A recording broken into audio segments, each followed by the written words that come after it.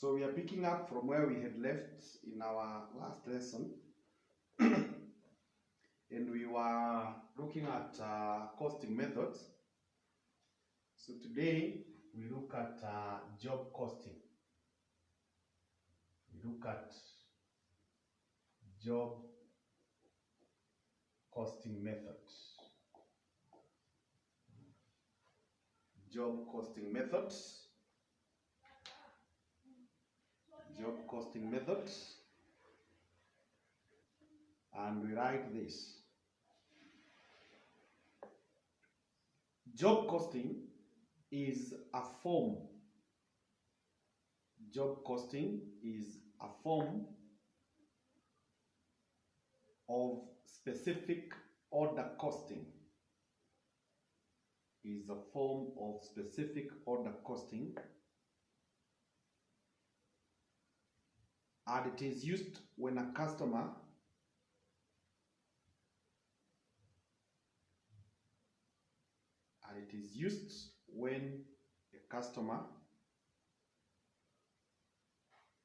let me repeat the sentence for those who have just joined.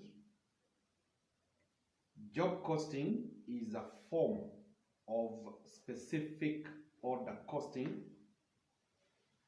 and it is used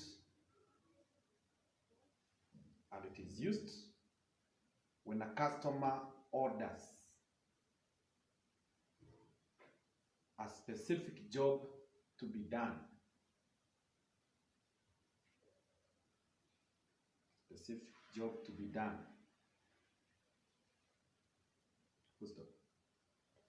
The job is done as per the specifications of the customer.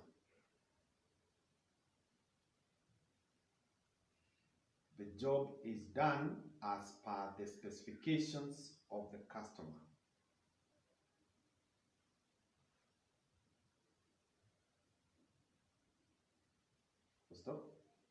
This method is used where the following characteristics apply. This method is used where the following characteristics apply. One, only one unit of a product. Only one unit of a product is made. Only one unit of a product is made according to the specifications of the customer. According to the specifications of the customer.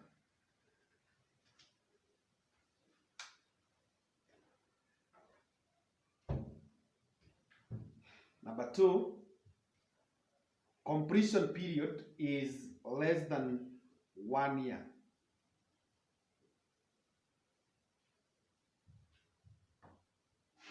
Completion period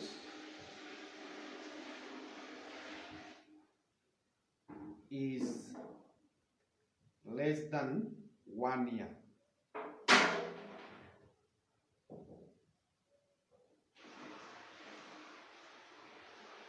Number three, production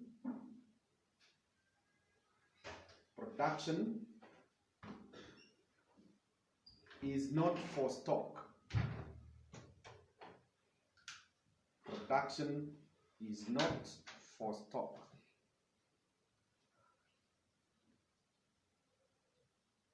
Production is not for stock.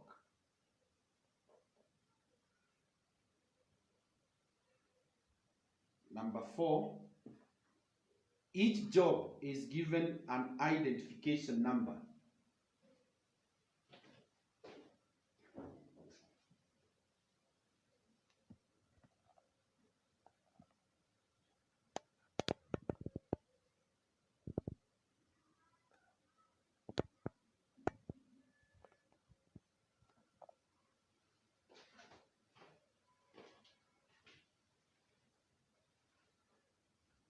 Each job is given an identification number.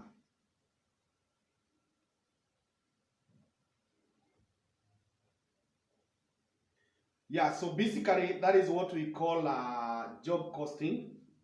It is a type of specific order costing. And what this means is that a unit or a product is made according to the specifications of the customer. It is the customer who says what they want done and how they want it to be done. So we are giving those characteristics that only one unit of product is made at a time, and the product is completed within a period which is less than 1 year, and we do not produce for stock. You only produce as per the order of the customer, and then each job is given an identification number. Each job is given an identification number. Okay. Let's now look at what we call format of a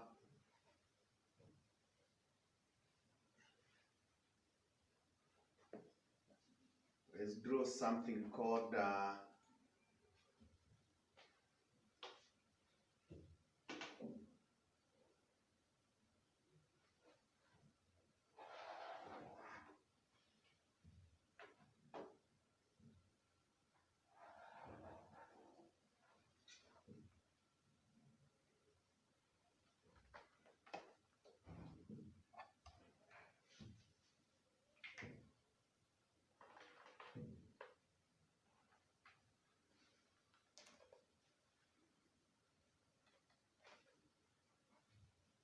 called format of a job quotation.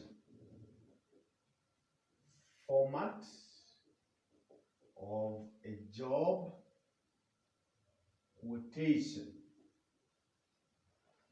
Format of a job quotation. Format of a job quotation. Format of a job quotation.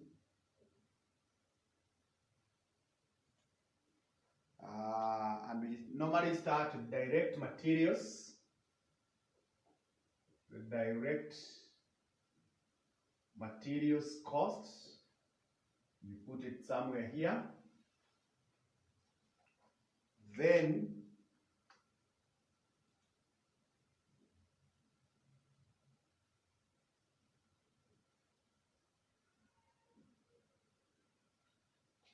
we have direct labor costs. You put it here. And then you bring any other direct costs. You put it here.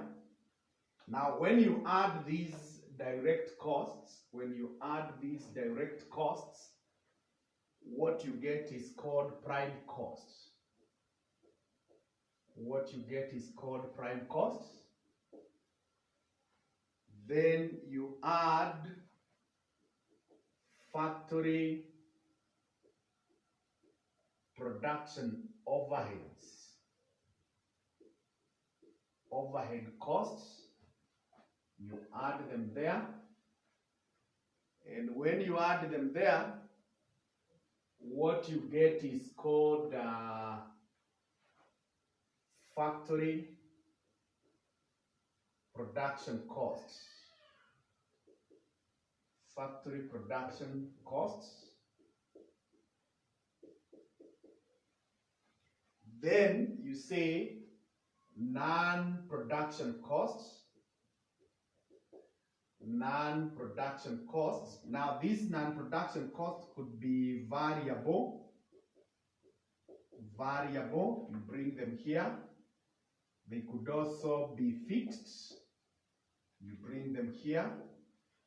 And when you do so, what you get now is called total costs. Total costs. What you get is called total costs. And when you get the total cost there,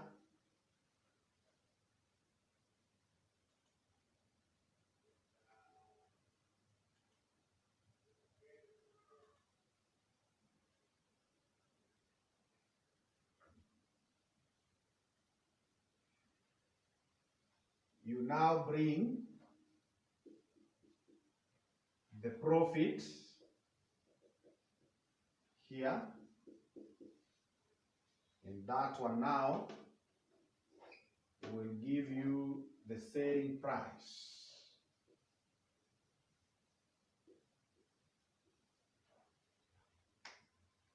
Will give you the selling price.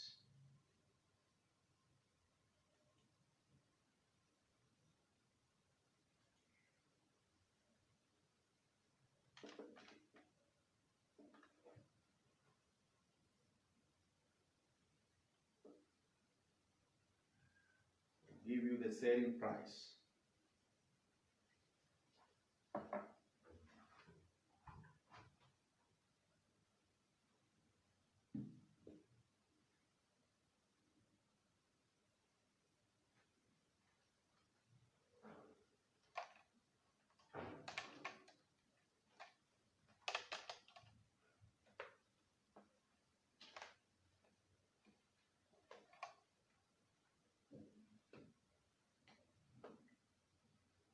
So I think with that, we can now get to our past papers. We can get to our past papers and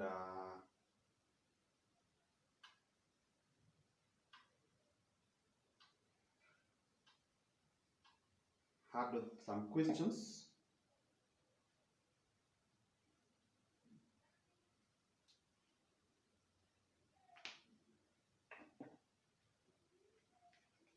So go to your past papers now.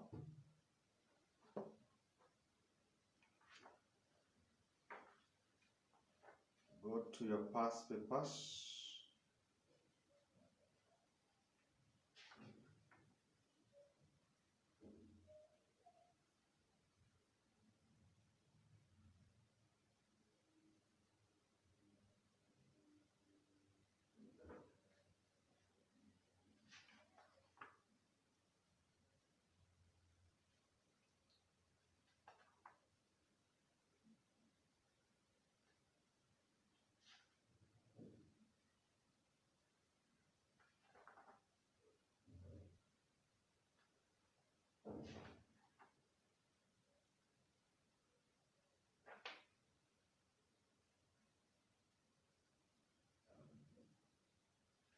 Yeah, let's go to this question of June 2010. June 2010. Let's go there, June 2010.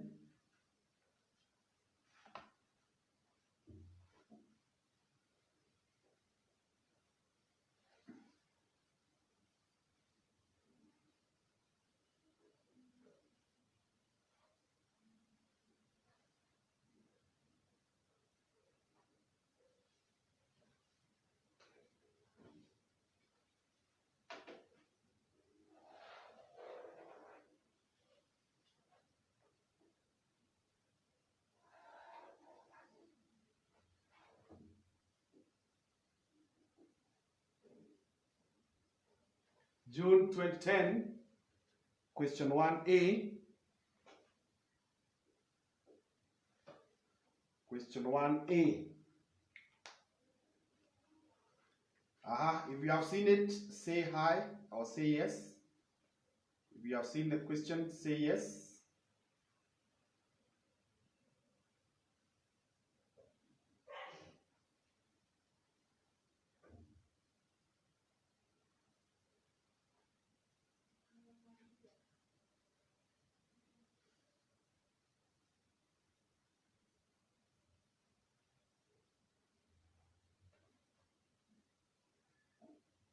Okay, that's good. So the question reads that Autotech Company Limited has two production departments, machining and assembly.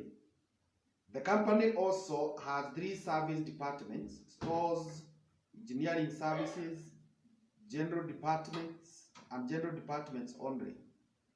The engineering services department serves the machining department only. The following data relate to the year 2009. We have the department, book value of machinery, area, square meter, effective horsepower, production direct labor hours, capacity machine hours. So we have machining, assembling, stores, engineering, service, general services. So the annual budgeted overhead costs for the year were, we have indirect wages and consumable supplies. Then other general expenses incurred during the year, we are given there.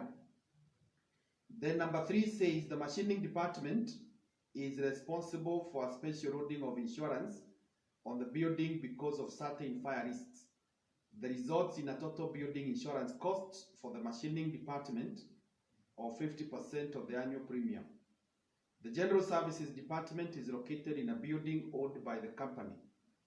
The building is valued at shillings 320,000 and is charged into costs at notional rent value of 6% per annum. The cost is additional to the rent and rates shown above.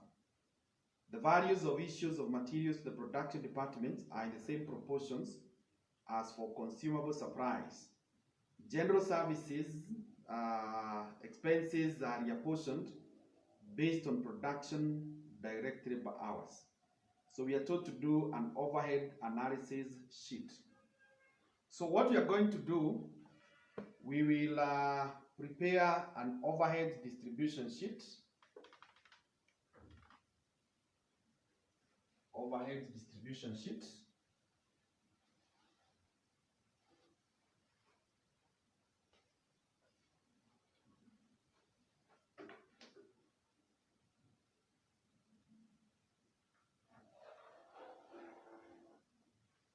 So let's draw that.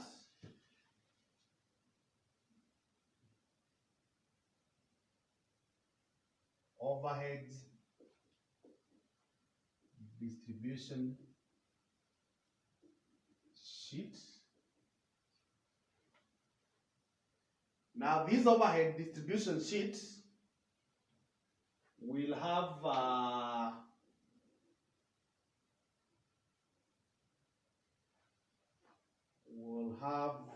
this kind of columns.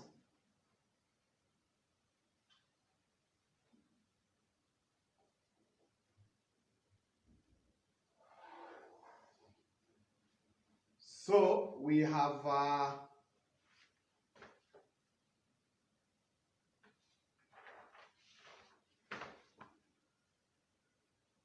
two departments. Actually, there are 3. We have 3.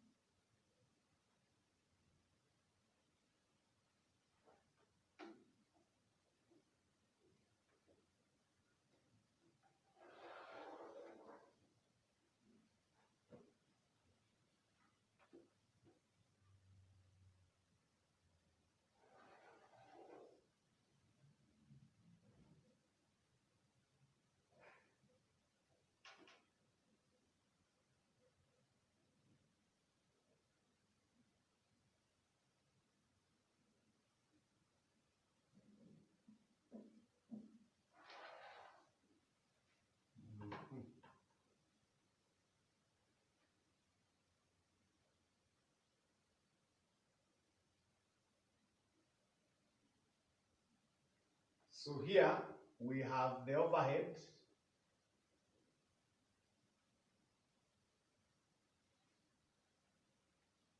Then we will have the ratio for the base, or we can have the base.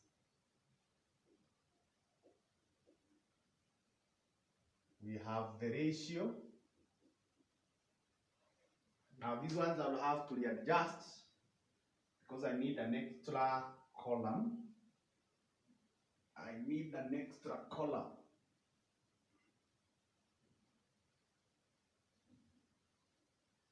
I need an extra column.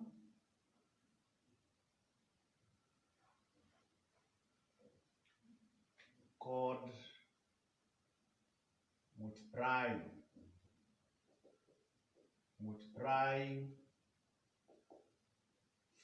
factor.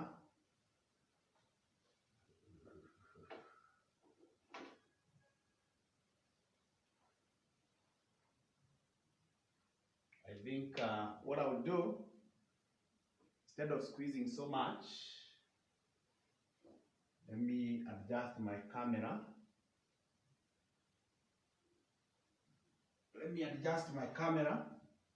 So that you're able to see everything as it should be.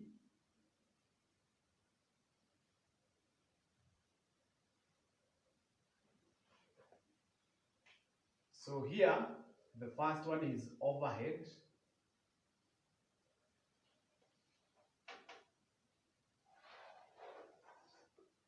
Then we have the base.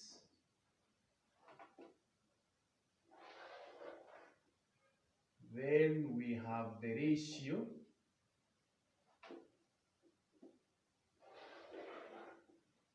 We have multiplying factor.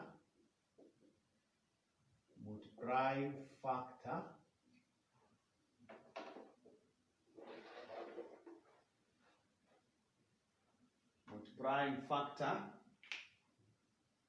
Then I need my 5 departments.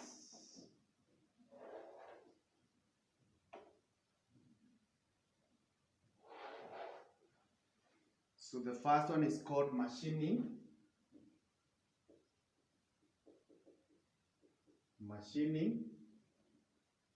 Then I have assembly. Then I have stores.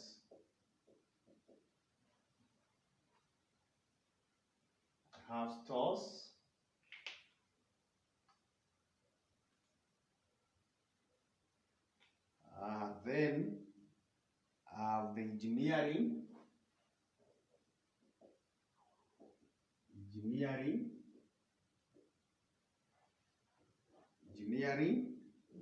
And then I have general.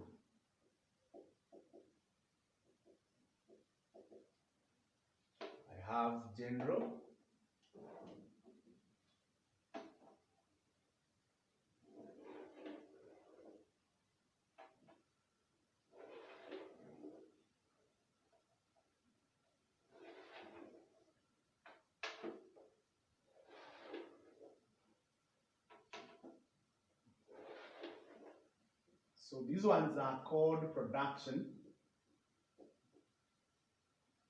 and these ones are called service.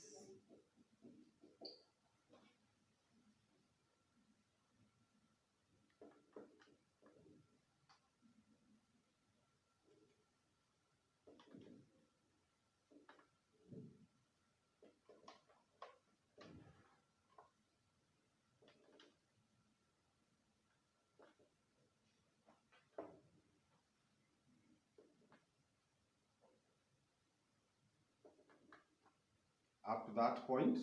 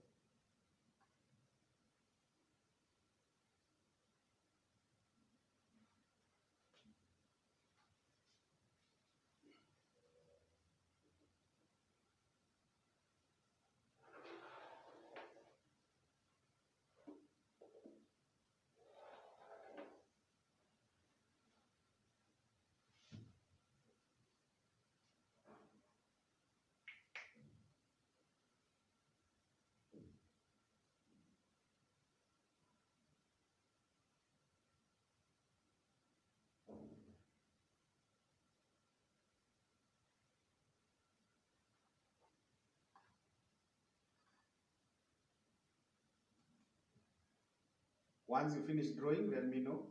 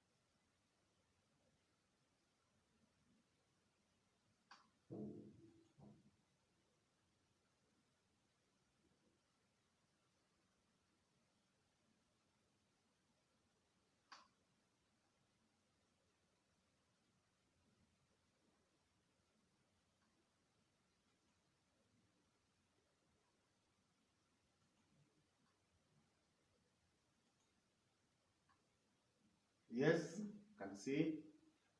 Once you finish drawing, let me know.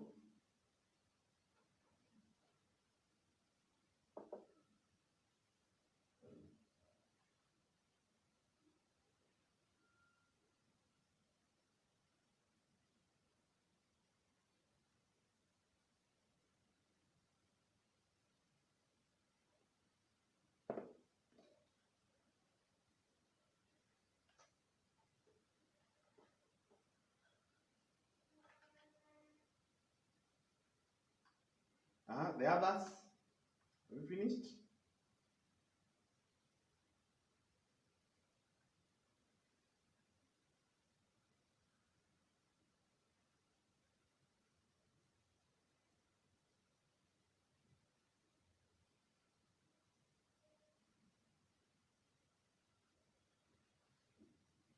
So if we have finished, we come here to the first column. And I told you we always begin with what is allocated. So you write here allocated. Now allocated is any cost that has already been given per department. That has already been given per department. And as you can see in information 1, those costs that already have been given per department are 2 of them. Indirect wages. We have indirect wages. And we have another one they are calling consumable. Consumable supplies. Consumable supplies. Now for those ones, we don't have anything in the base, we don't have anything in the ratio, we don't have anything in the multiplying factor. We go straight to the departments and record the amount as given in the question. We go straight to the departments and record. So for machining, we have been given 354, 320, and the consumable is 123, 200. In the assembly, it is 64, 880 and 16, 800. In the stores, we have been given that 2,800 and this is 11,200. In the engineering, we have 20, 360 and 16,000. Then for the general services, wages are 29, 360 and 13,600. 13,600. So you just copy them as they have been provided. That's always the first thing. It is always the first thing. I believe we are done.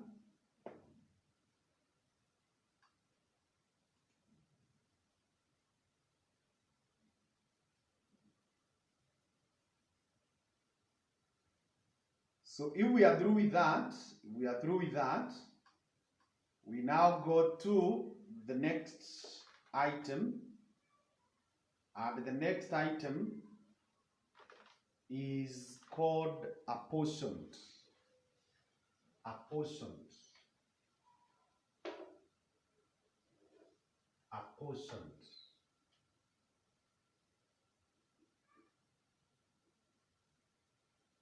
Now, apportioned,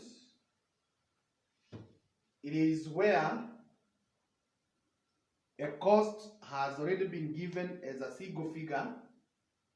You will have to share. You will have to share that cost. So, if you look at information 2, you can see several of them.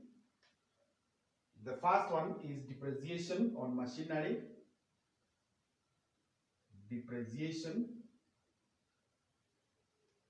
And what we shall do, depreciation we shall use, or first of all we can copy insurance. Insurance for the machinery. Insurance for the machinery. Then we have insurance for the building. Then we have power. Then we have writing. And then we have rent and rates. Rent and rates.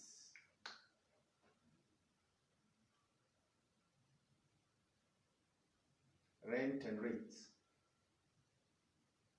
Now what you need to do from there, you go to the table, and you go to the table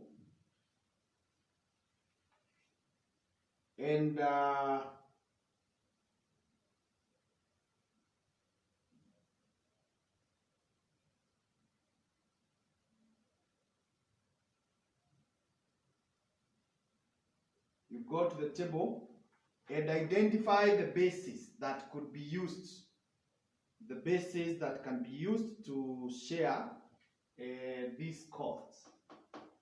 So first of all, when you look at depreciation, first of all we check this additional information. The additional information number 3 inasema the machining department is responsible for a special loading of insurance on the building. That is the machining because of certain fire risks. The results in a total building insurance cost for the machining department of 50% of annual premium. Or what that means is that 50% of the annual premium for the building insurance should go to machining. Should go to machining. Okay. So that one is a special case. We must first of all deal with it. We must first of all deal with it. And before we go to deal with it, we also need to check whether we have been given the value for the machine, for the buildings.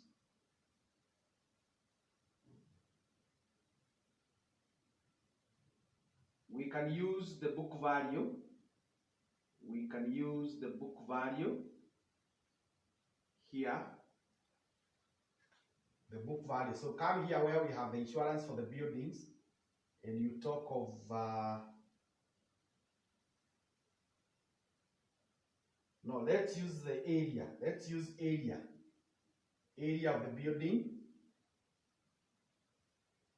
Area in terms of so let's use area. But now in using area, we shall only consider the area for the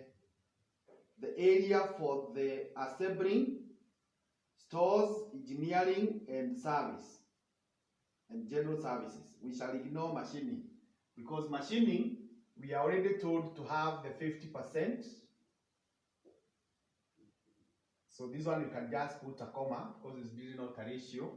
Now the others that remain,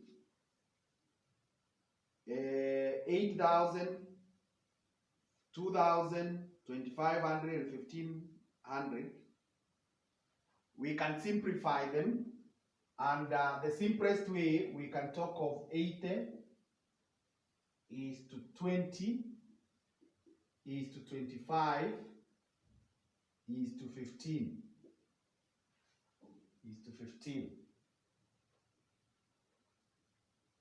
I hope you are following on that.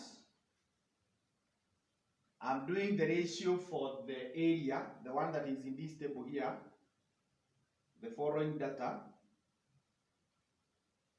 and I've skipped the area for machining, because machining we are told it will take 50%. So if you have followed, the insurance for buildings is 14,400.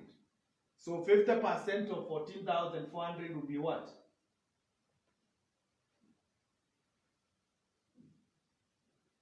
Fifty percent of 14,400 will be what?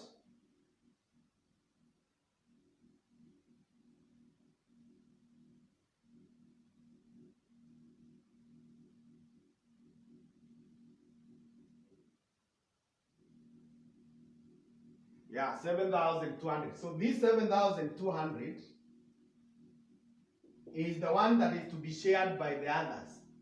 So add these ratios, 80 plus 20 plus 25 plus 15. You tell me it's what?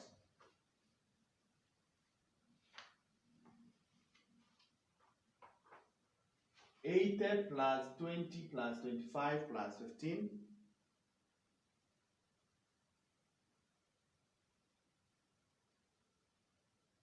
$140. So now divide 7,200 divided by 140.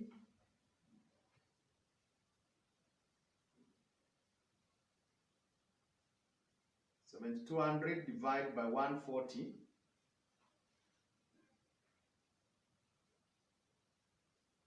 That's what we call the multiplying factor. 51.4.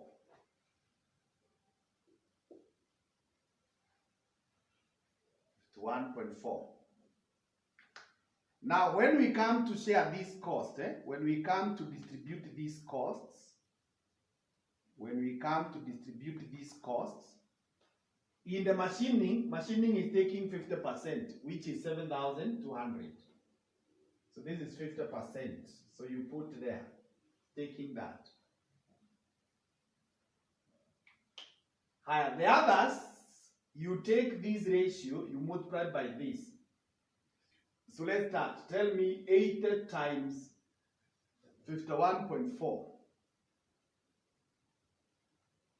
80 times 51.4.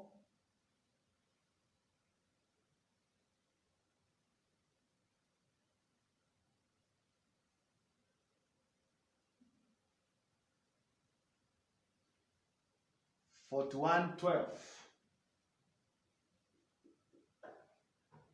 Then 20 times 51.4. 20 times 51.4.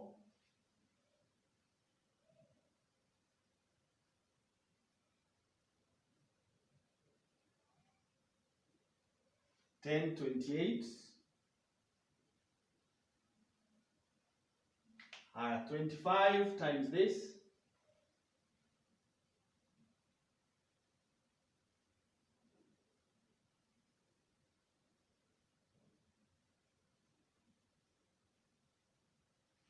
$12.85. 15 times 51.4.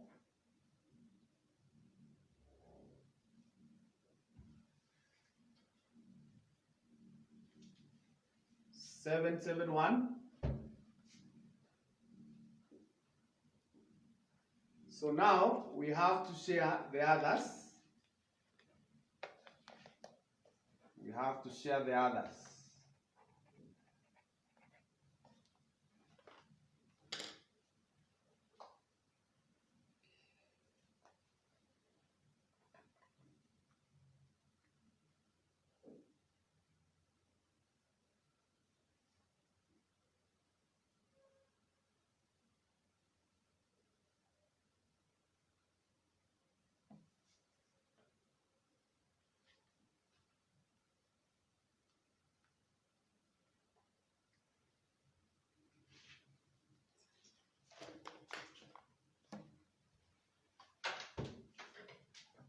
So the next item that we need to consider, additional information number 4, is saying the General Services Department is located in a building owned by the company.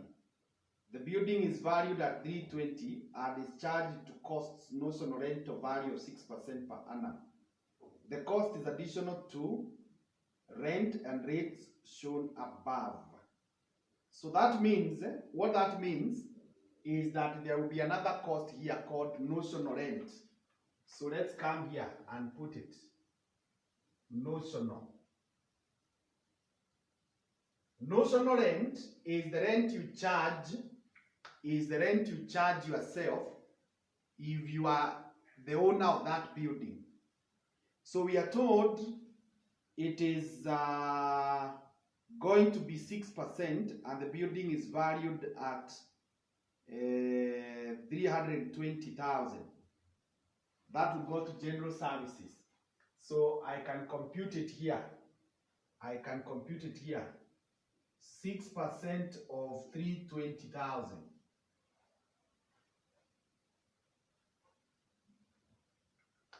So give me that. 6% of 320,000.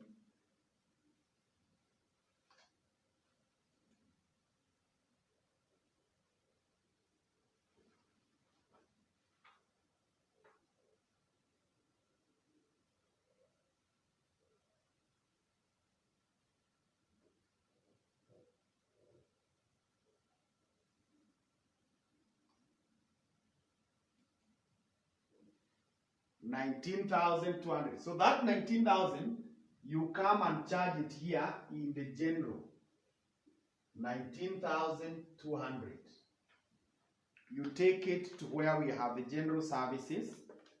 That is where you charge it. 19,200 here.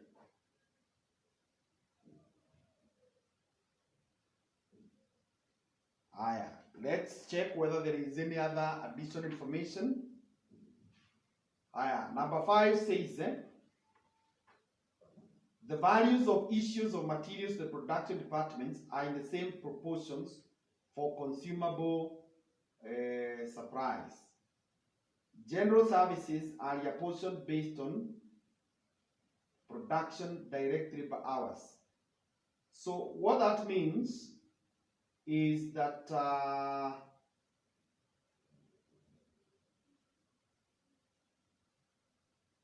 we don't have the materials. I don't see any materials. We don't have any materials.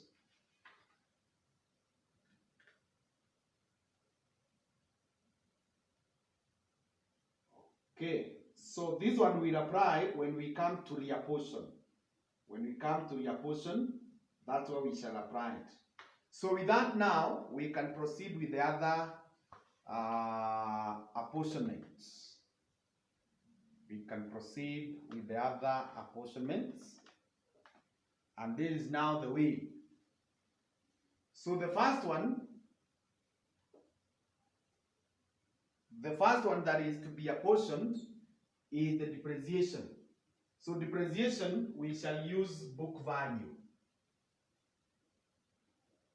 We shall use book value of the machine. Depreciation on machinery, book value. So if you come here to this table, you can see the values the way they are given. So if I just take the ratios,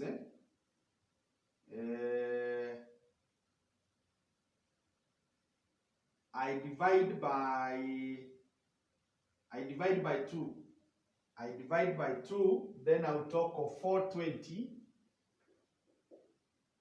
is to, I divide by 2,000 is to 60 is to 24 is to 72 is to 24. But if you are able to simplify it much further than that, still okay. The final answer there will still be the same. The final answer still will be the same. So what we shall do now, you shall take this amount, 176,000,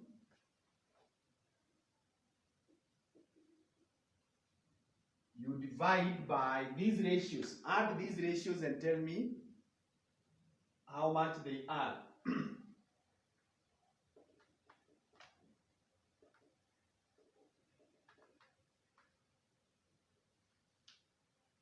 Add the ratios.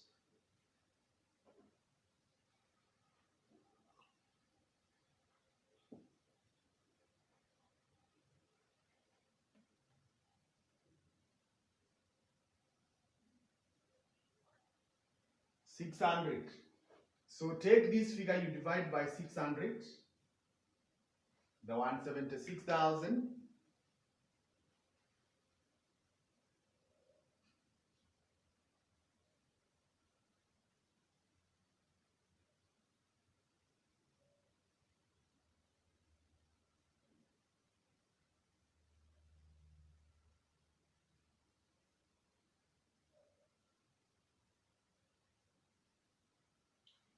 $293.33. So let's just call it 293. So just use 293. Let's come to the insurance on machinery. We shall also use book value. So the ratio is still 420 is to 60 is to 24 is to 72 is to 24. And the cost for the insurance is that 2,000. So that 2,000 you divide by 600. That 2,000 you divide by 600.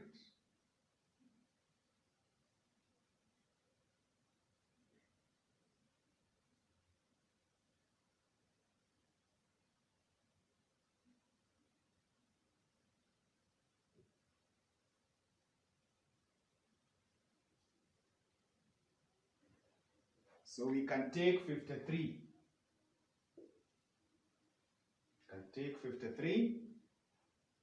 Let's come to power. Power, we can use the horsepower.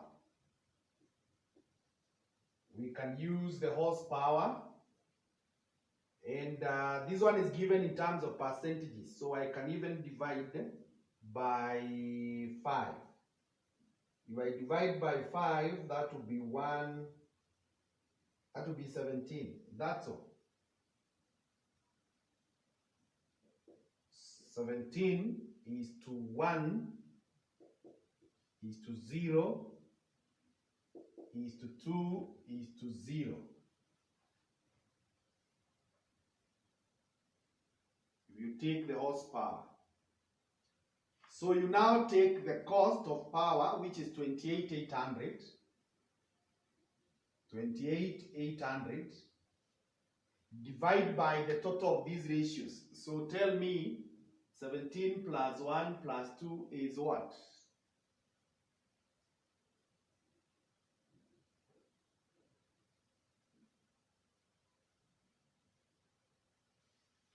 Is 20. So when you divide 28,800,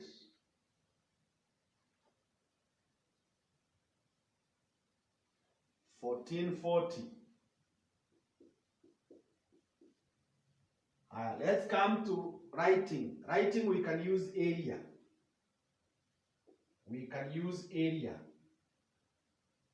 So if we are using area,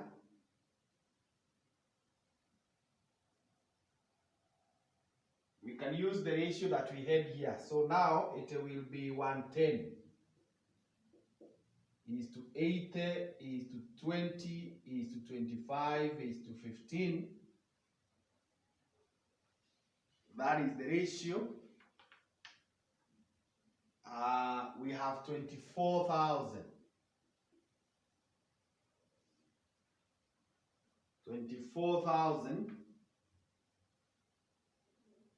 Now give me the total of this.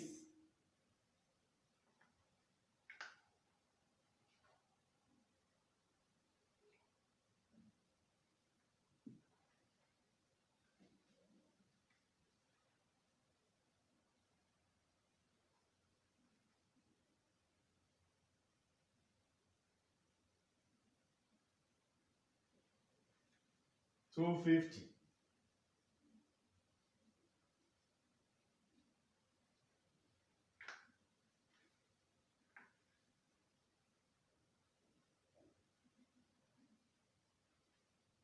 So you divide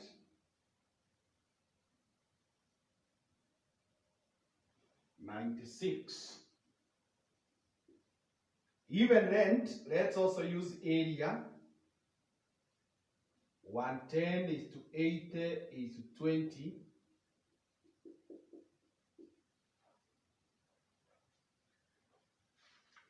So this is 56,400. You divide by 250.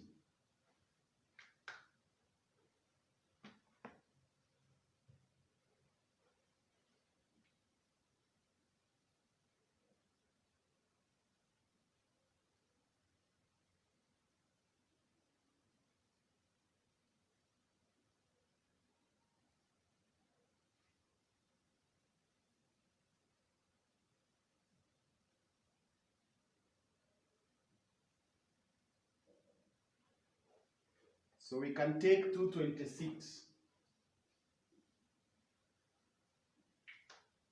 226. So those are the ratios and the multiplying factor. So let's now go to multiply them. Let's go to multiply them as we record. So we start with this one. We are starting here with the depreciation. So tell me 293 times 420. 293 times 420.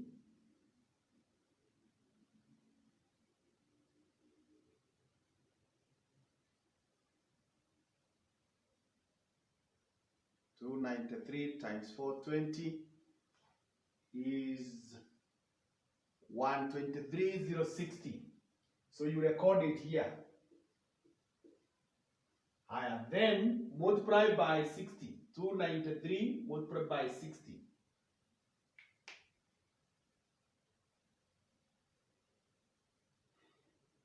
Multiplied by 60.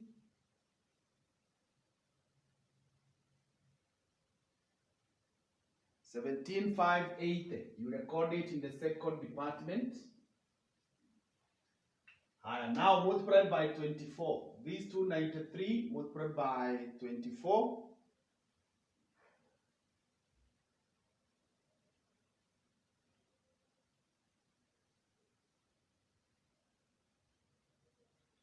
$70.2. Then 72 times 293.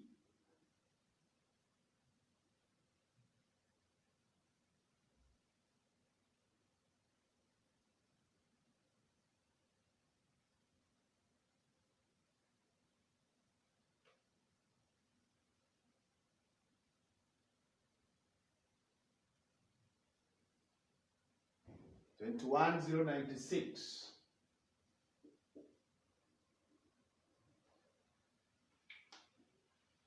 Then general. General, that would just be this one, 70.2. 70.2.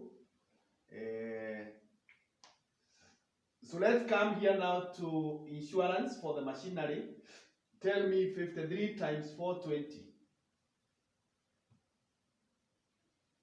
53 times 420.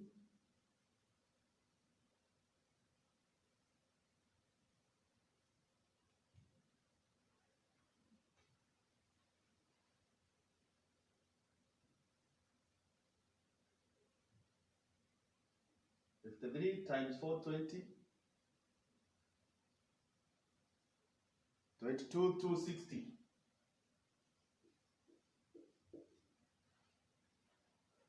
Then 60 times 53.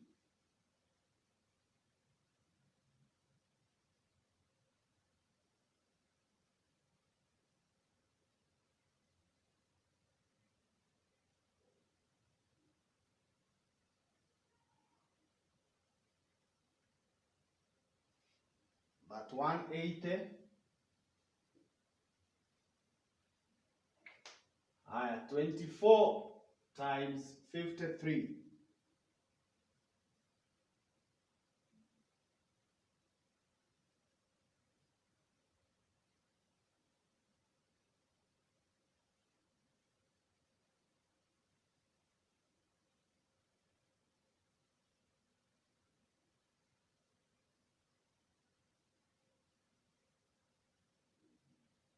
$12.72. Then 72 times 53.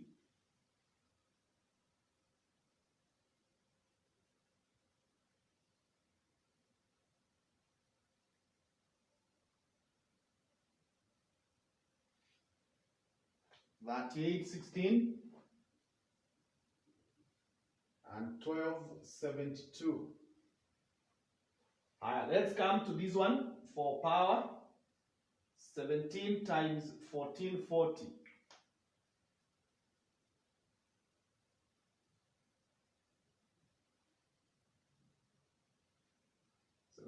Times 1440.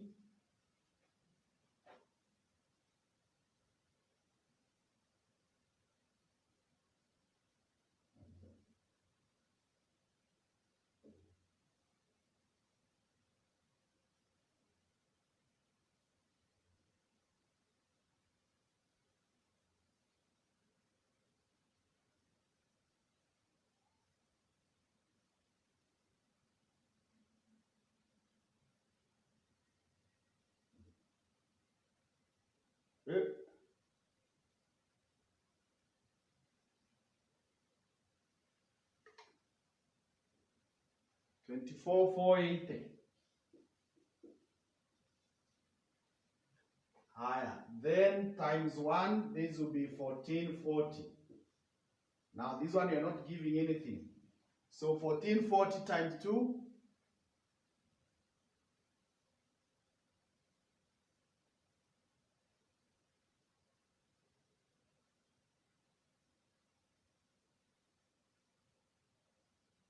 $28.80. Then here we are not giving anything. That is 0. We are now here at the writing. So 110 times 96. 110 times 96. 10,560.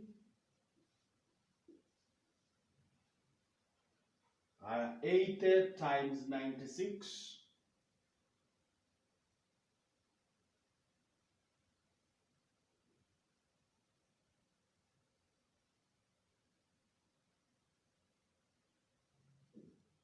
76.80.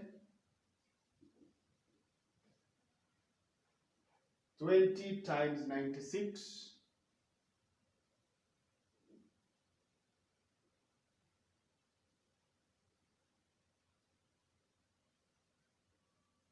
1920. 25 times 96.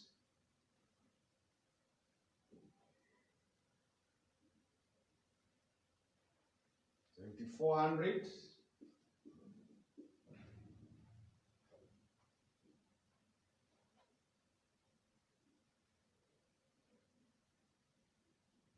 15 times 96. Or 1440. So with that now we get the totals. We will need to get the totals.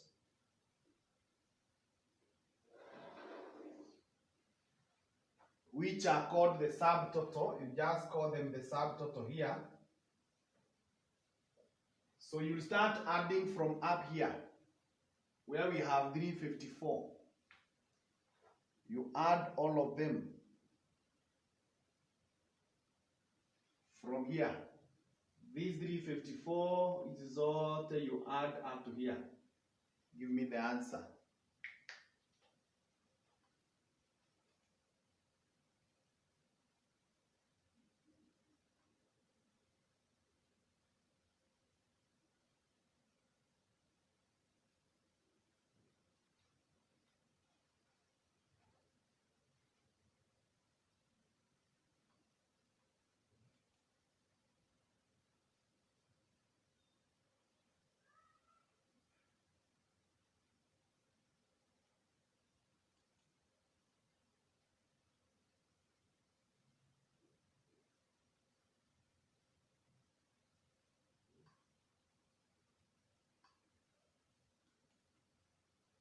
or 665,080.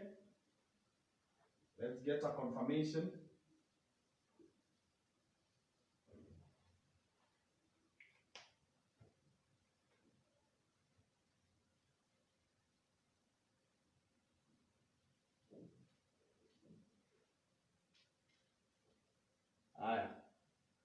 Let's go. Good. Let's go to the next one now. Assembly.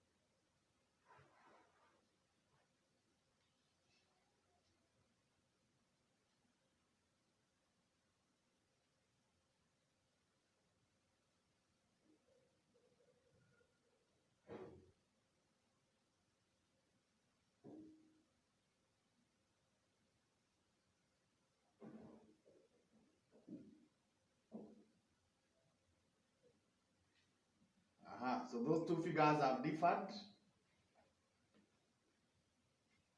So redo.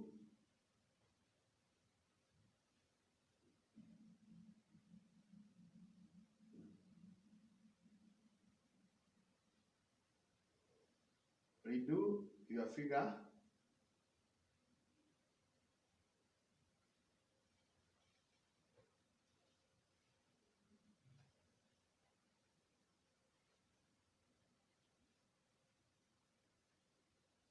If you start with your figure, you write again the same figure. You get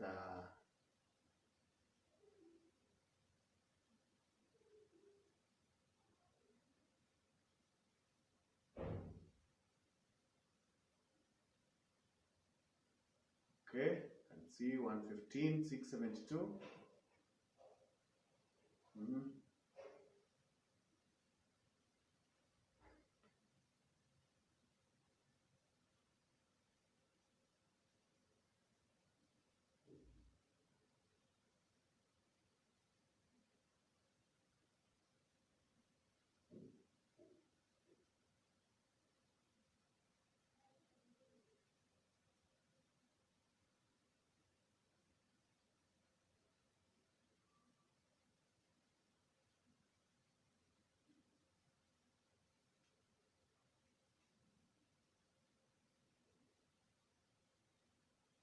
Goes.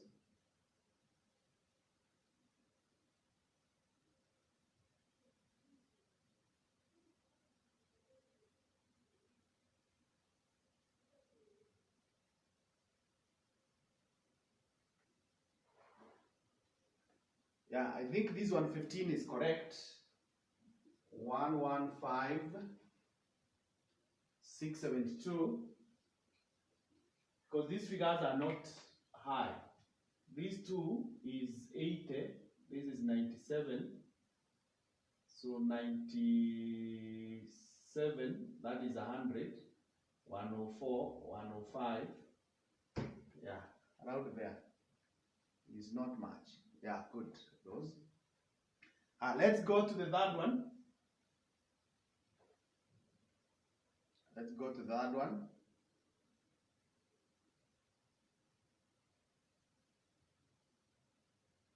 Give me the figure.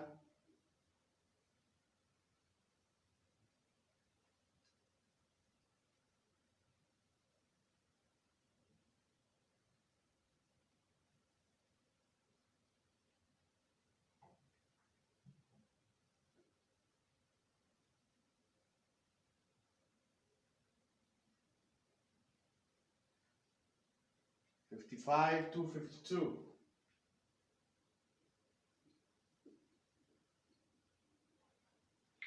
We go to the next.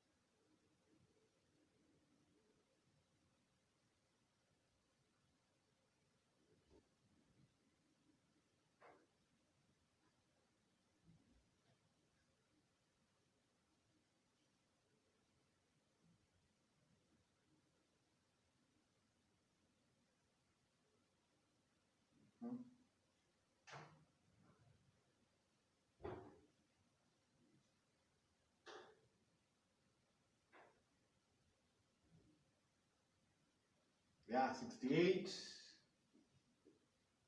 8, that is 7. So let's go to the last column. The last column.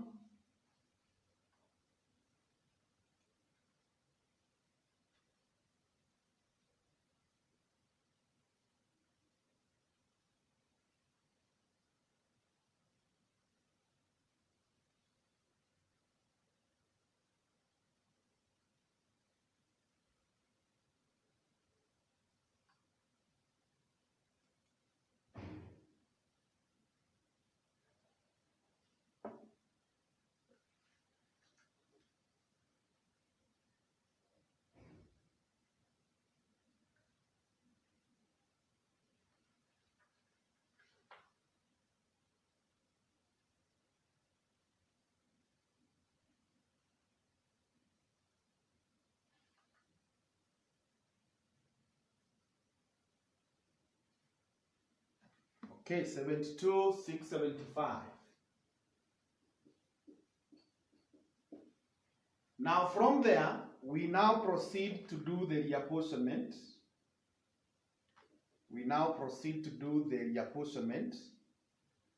So those totals that we have gotten here, I had said they are called subtotal. Now you come here and say reapportioned. Reapportioned. We are going to reapportion. To reapportion, we say this to share from the service departments. So we are going to start with the stores. Then we shall go to engineering. And then we shall go to the general.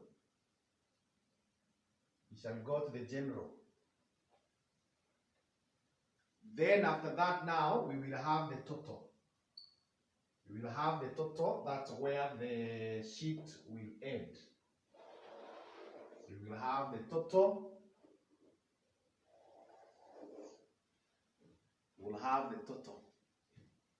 So now the question we had already mentioned to us in information 5 that materials are issued in the same proportions as the consumable supplies.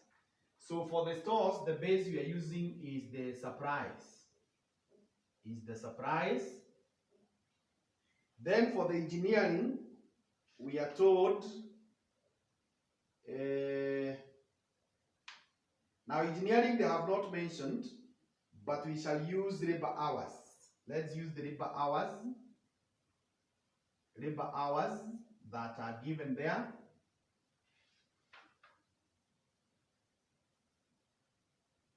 General, they are also talking of labor hours.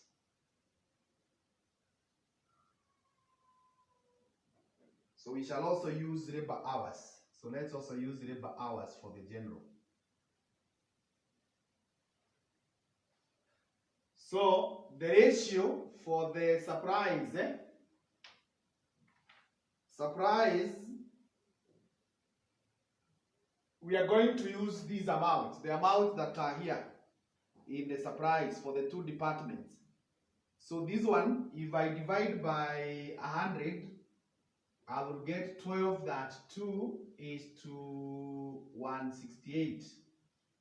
That is the ratio, the simplest. 12 that 2, 168. Remember now we are sharing from the service departments to the production departments. Labor hours, they are already given. So this one we can take that 5 is to 30. And even here that 5 is to 30. So how much are we sharing? We start with this one. From the store, the total of 55 to 52, you divide by, add this ratio, add that ratio,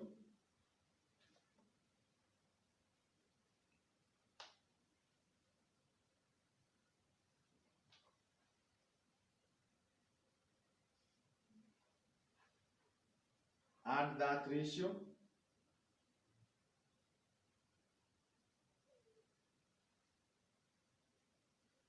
$1,400. Now divide 55 to 52, divide by 1,400.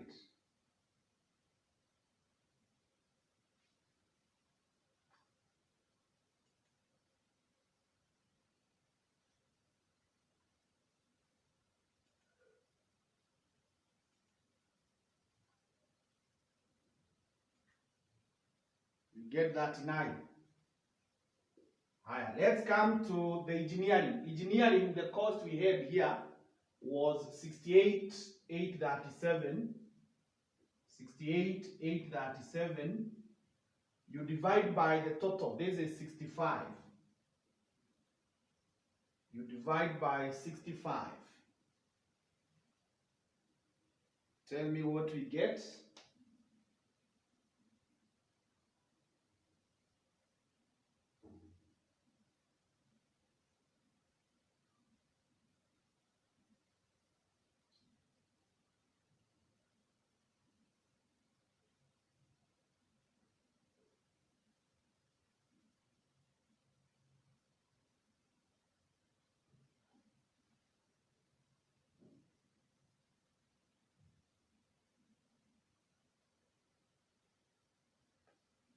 $10.59.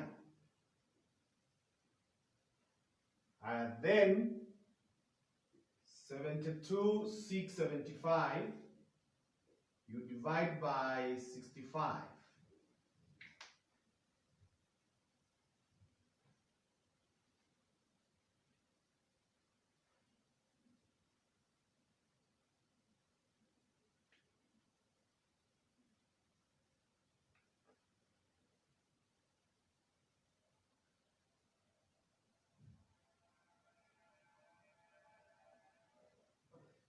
$11.18. So now from there, what we do, we just share this cost like we have done with the others. So we begin here. So tell me 12.2 times 39. 12.2 times 39.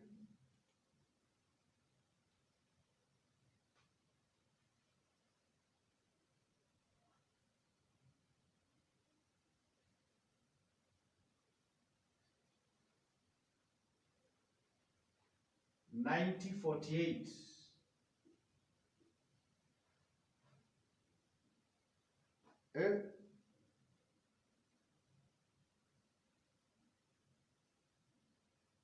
Two different answers.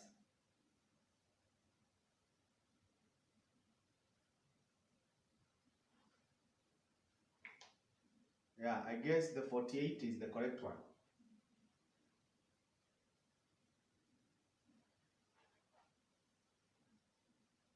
This 39 times 12.2.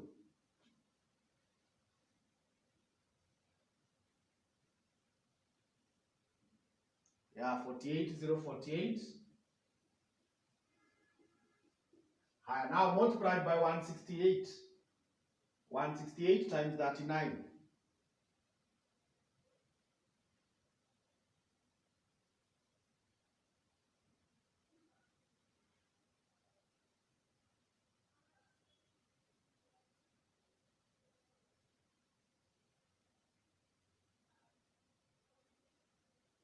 Different answers again. 168 times 39.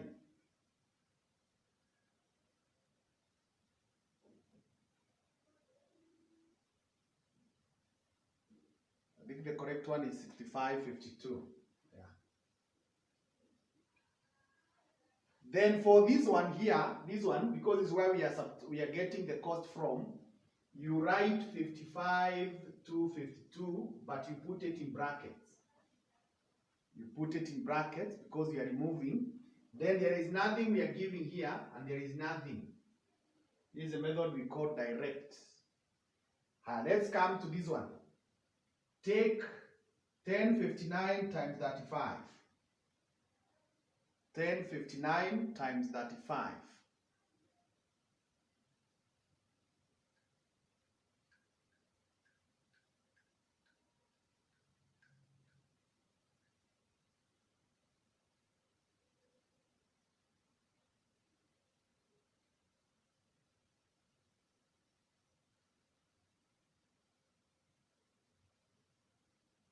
That is 7065. Then multiply by 30.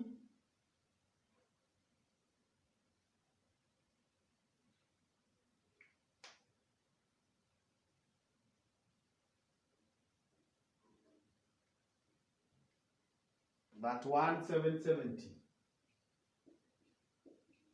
So we are giving nothing there. We are giving nothing to the stores. But this 68, 837, we are subtracting it there. And then here we are giving nothing. So let's come to distribute this one. 1118 times 35. 1118 times 35.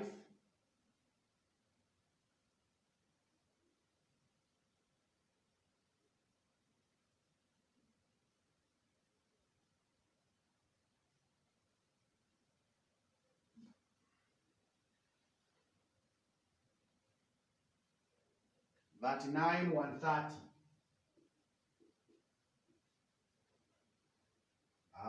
The next.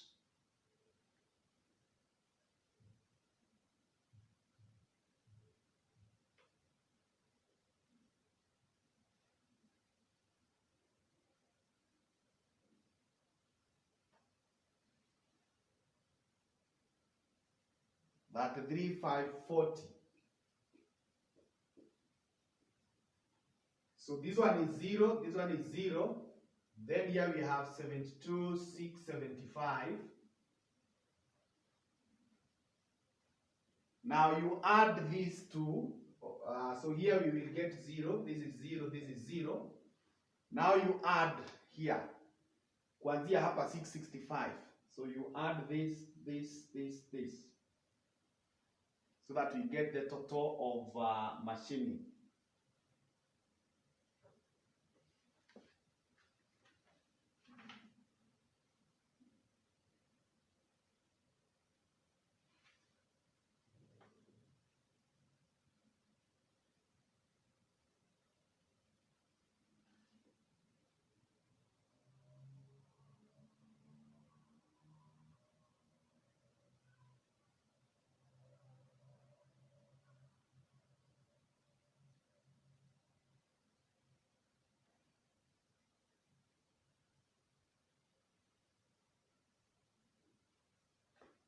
$789,323.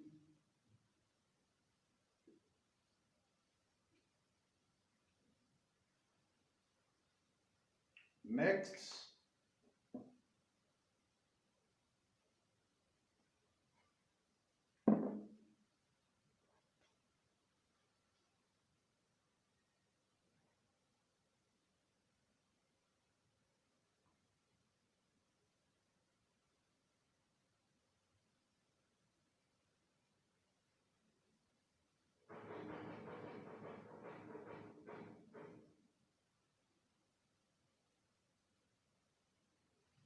Next year, 187,534.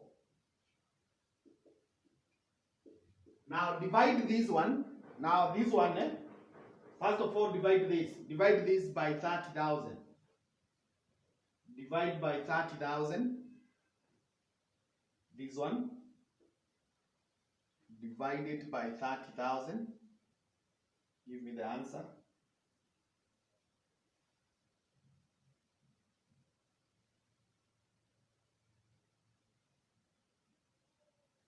$6.25. Then this one, divide by 35,000. Divide by 35,000.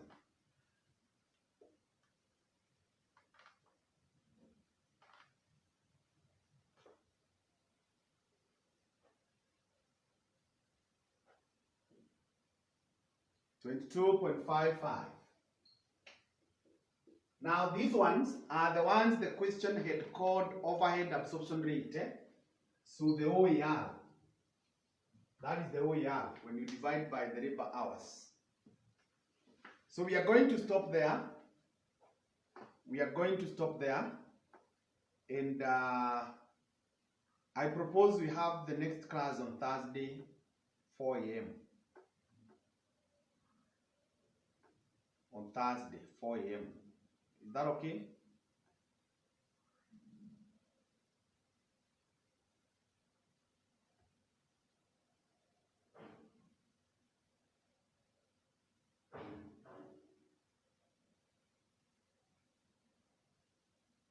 Up to 6, 4 to 6 in the morning. Thursday and Friday. Because weekend, Friday evening and Saturday may not be available.